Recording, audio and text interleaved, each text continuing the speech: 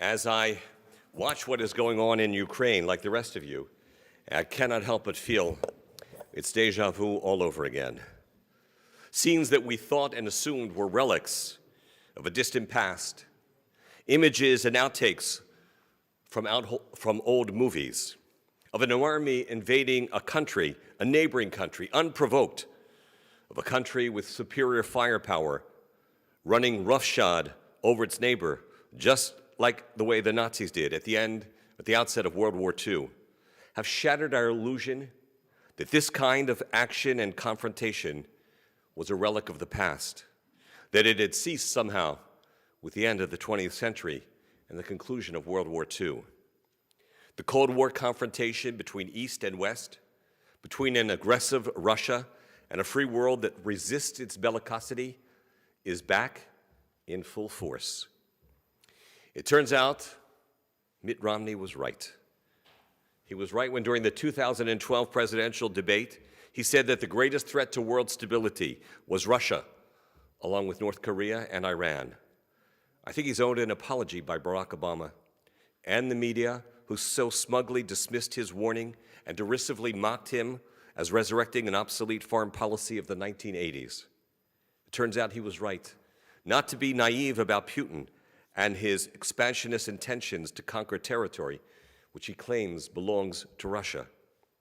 One cannot help but watch in horror and disbelief and feel sympathy for the poor people of Ukraine as being attacked by a force so much more powerful than them and run over by Russian forces. Feeling sympathy for the civilians rushing to leave or to take cover from the onslaught. The other day, Volodymyr Zelensky, the president of Ukraine, said in an emotional video address to his nation that he gave after midnight, quote, "We have been left alone to defend ourselves."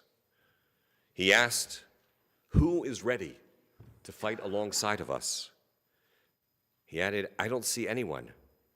Anyone who is ready to give Ukraine who is ready to give Ukraine a guarantee of NATO membership. Everyone is afraid." Now, the history of the Jews in Ukraine goes back over 1,000 years to the 8th or 9th century, currently with an estimated 40 to 50,000 Jews living there and perhaps many more. It's actually the third largest Jewish community in Europe.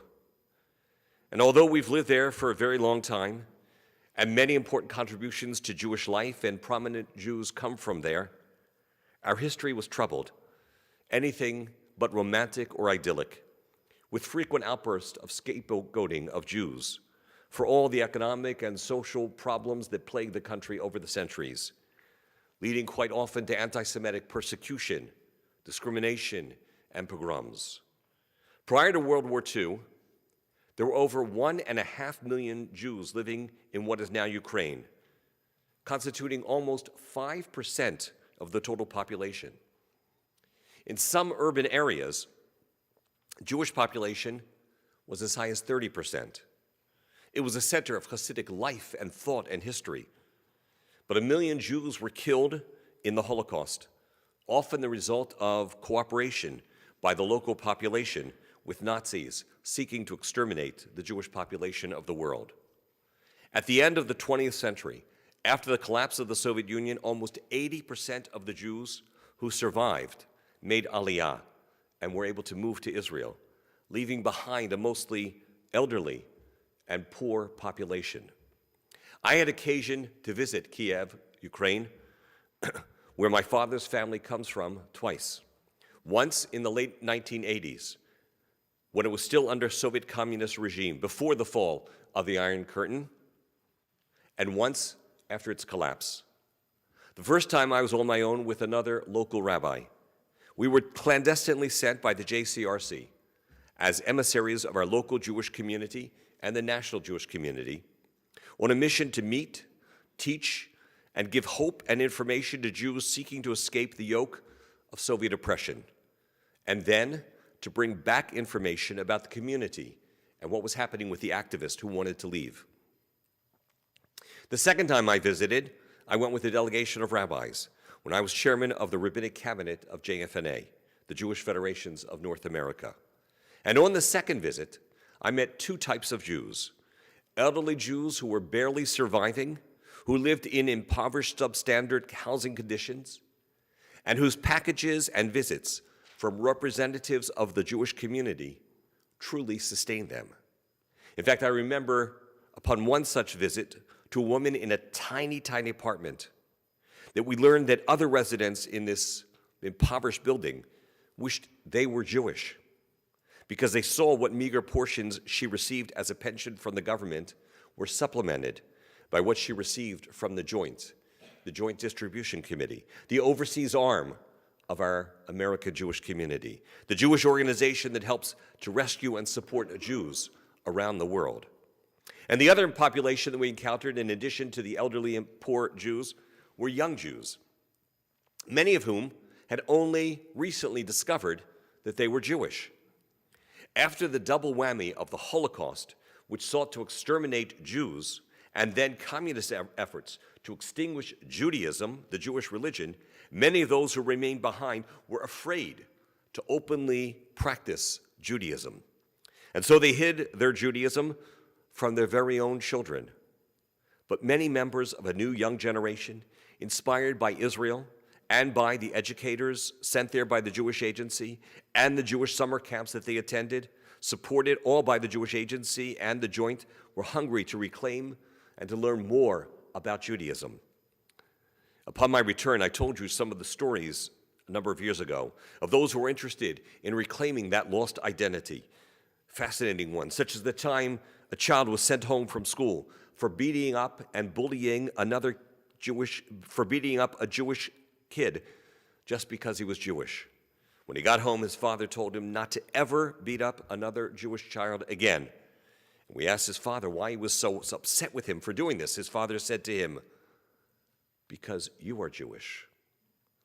There was the teenager who watched a television show with his father, who didn't understand why his father was crying as he watched scenes of Jews being taken to concentration camps and murdered, only to learn for the first time in his life as a 15-year-old that the reason his father was so emotional upset was because he revealed to him something he had never told him before.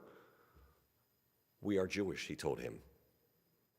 I was there to help in some small way to encourage and to nurture the fire within the soul of what we call a pintele yid, that spark that's in every Jew, that's not extinguished, but is sometimes dormant, that spark to remain a Jew.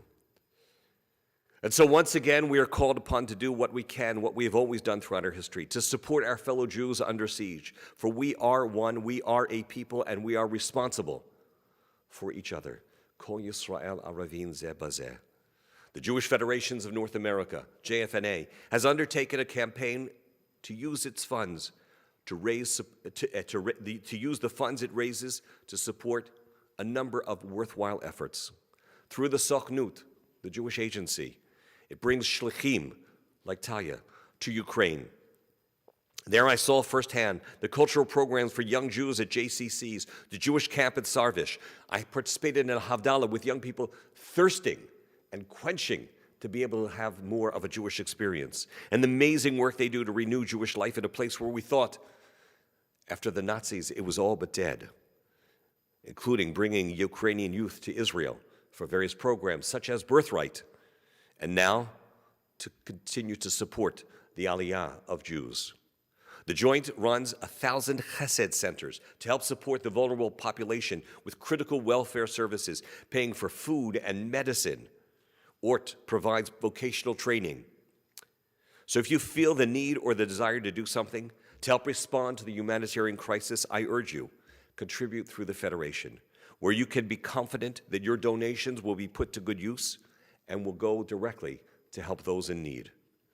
Now, there are two other important points and lessons I need to share with you this morning as we witness and talk about the horror of what's going on in Ukraine and feel the frustration over it.